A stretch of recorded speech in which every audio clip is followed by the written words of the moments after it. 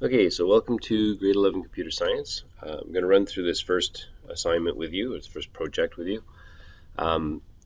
Just sort of comment quickly, don't panic as you're going through this.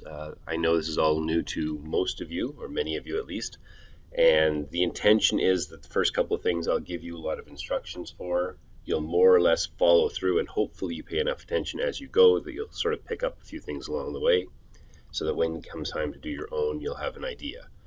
There'll be written instructions and videos, hopefully, for most things, so that between them you can figure out what you need to do. The written instructions will probably be a little bit more detailed and easier to refer back to, but the video hopefully will cover everything as well. So for this one, I'm just going to go through the assignment and basically complete it myself. And I'll flip back and forth between the Visual Basic project where I'm actually working and this written assignment. So open Visual Basic, choose New Project, and Windows Form Application at the top. So depending on when you're seeing this, you may have Express 2013, you may have Express 2010, and you may have the newer version 2013 Community. Doesn't matter, it should look more or less the same. Color scheme might be different, but again, don't worry too much about that. So New Project. I want the Windows Form application, and for the most part, that's what we will stick to this year. And I'm going to set up right down here my name and my location from the start, and I'll just call it Chase the Button. Now, you may want to save this somewhere else. That's okay if you choose to, especially if you're choosing to save it on a USB drive. We have some issues sometimes in the lab, and so at least at the start of the course, we're not being able to save properly. So if you know that, you can do that, or you can save somewhere else later on. My suggestion is to give it a proper name at the start and not stick with Windows applications 1, 2, 3, 4, and so on. Just becomes difficult to find things later on. So as I'm going through, just click on the toolbox. So the toolbox will be where all your actual objects are, the things that can be drawn on the screen.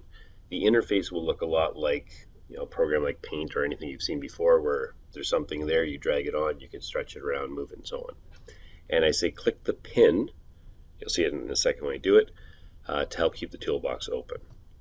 Okay, so mine's already pinned, but over here you'll have toolbox. Again, you may or may not have data source depending on the version you're looking at.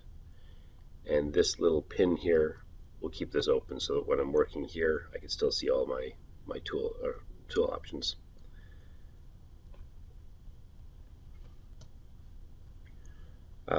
So I'm looking for a button. Click on the button. You can double click and the button will show up. Alternatively, you can click and then just kind of drag and drop, draw your button. Delete that one. Oops. So here's my button, and the instructions say probably to rename it first. Button 1. So over here with button 1, we want to change the name. And my suggestion from the start is we'll get in the habit of naming things with a prefix to explain what the object is. Later on, we'll have several things that are related, and if we have different prefixes to them, it'll be easy to remember which one's which. So button test is what I want, and I want to change the text to say click me. So over here, properties window. Oops, text is already there.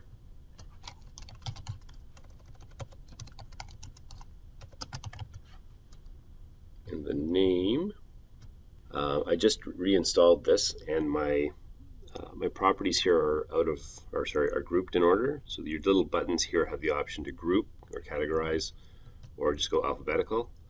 I kind of prefer alphabetical because I find things are easier to find. Name should be right near the top if you do that. If they're not alphabetical, then I think name appeared somewhere lower on the page under design, it looks like. And so my name was button test.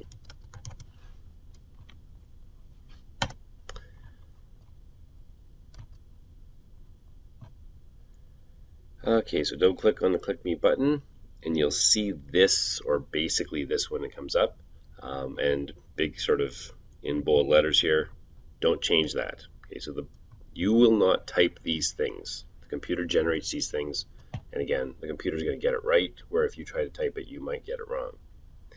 And I'm going to be inserting these two lines into that after I click on it. So double click, and again, I think it looks the same as it did over there. Might be slightly different just because of the version again. And those are the two lines that I wanted. And then one that most people seem to miss here, change the window state to be maximized. Now, one of the things to note, window state, the window is the form. The form we're creating is going to represent the window of our program.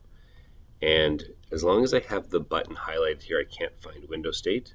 So if you click on the form itself, what shows up now are the properties for the form. So the things you can change for the form. And hopefully window state will be there. I want to change that to be maximized. Okay, so sort of first thing to note is anytime you can't find something over here in the properties window, chances are pretty good that it's because you have the wrong object selected. If I, again, clicked on this one and window state is not there. Click on the form though, and the window state is there. So it's always referring to the currently selected object. Run by pressing F5, click the button a few times and see what happens essentially. Okay, so I won't do that. You can do that and see it for yourself. When you run it though, you should notice that it comes up full screen. That's what the window state maximized indicated. And then basically it says, for a little extra fun, add this stuff in. I tried to color code this one. You'll notice that the colors, well, in the next little while, you'll notice that the colors have meaning. In this case, the red stuff is always the stuff in quotes. The blue words are words that are reserved by the computer. It knows that when it sees if, it's going to do something specific. So you won't be using if. Choice, this dim choice is just a word that I made up to represent my my choice in this case, the choice that's going to occur. And again, you'll see that sort of as you run through it. So I might just stop there. Well, we'll stop there. But I'm going to sort of say, once you've got something like this and you seem to be seeing something happening on the screen, don't hesitate to sort of play with it a little bit. Try to decipher what's going on. Take a couple minutes and sort of say, well, what do you suppose choice does? And then it says here, if choice is 1 and if choice is 2, and I sort of see these numbers up in here, get a feel for what the program's doing. Eventually, you'll be writing commands like these on your own, and not too far in the future. So it sort of gives you an idea, sort of what you're seeing, and you sort of can pick up some pointers along the way. So I'm going to stop there, and I'll come back for another video shortly.